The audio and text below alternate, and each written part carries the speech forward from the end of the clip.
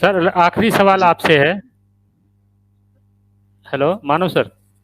जी जी जी Karl Marx का जो राष्ट्रविहीन विश्व की परिकल्पना थी या अवधारणा जी कहें, जी उसके फॉलोवर आज जो है रसिया आज किस तरह से राष्ट्रवाद के नाम पे वो उत्पात और आतंक मचाने का काम कर रहे हैं, तो क्या वो अवधारणा जो कार्ल मार्क्स की थी, एक राष्ट्रविहीन विश्व की जी अवधारणा, वो क्या जी आपको लगता है कि निकट भविष्य में आज से 50 साल 100 साल के अंदर जो है वो आ, परिकल्पना या उस तरह की नहीं, कुछ एक गवर्नमेंट उस तरह का विश्व गवर्नमेंट या बन सकता है?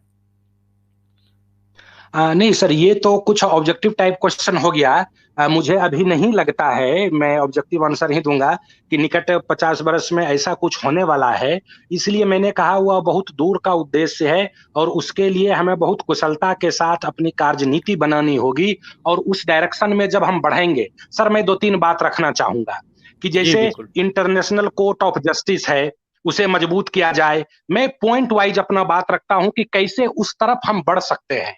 शुरू में राष्ट्र रहे, और राष्ट्र से संप्रभुता छीन नहीं लिया जाए, बल्कि राष्ट्र की संप्रभुता सीमित की जाए।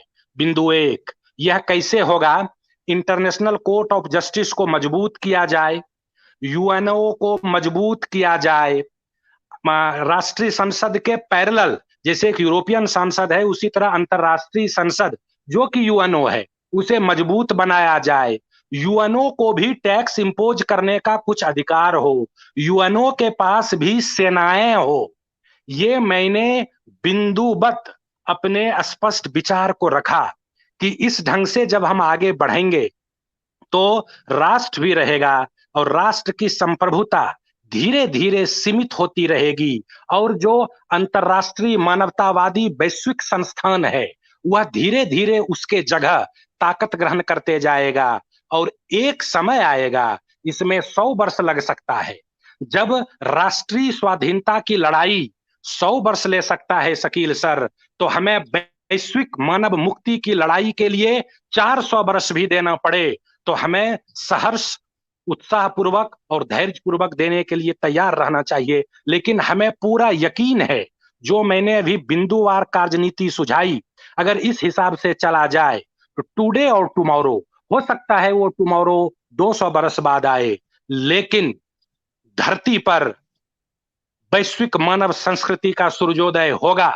और एक भारतीय होने के नाते इसी वक्तव्य के साथ, इसी मनसा के साथ अपने वक्तव्य को समाप्त करना चाहेंगे कि इस वैश्विक मानवतावाद का अगुवाई भारत करे।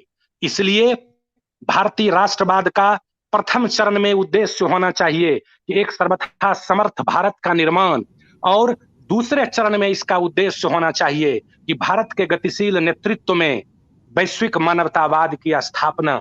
उसके लिए मैंने अपने लिए एक लाइन बनाया है, और हम चाहेंगे कि धरती के हर लोग अगर इसी लाइन को अपने जीवन का उद्देश्य बना ले, तो वैश्विक मानवतावाद की स्थिति को प्राप्त किया जा सकता है कि हम निकल पड़े हैं, न जाने लोग कितने चल पड़े हैं, जीवन रस से दीप जलाने, अंधकार की अमा मिटाने, धरती को आनंद लोक बनाना है, हर अधरों पर मुस्कान लाकर, पर आपका सहयोग पाकर, आपका सहयोग पाकर।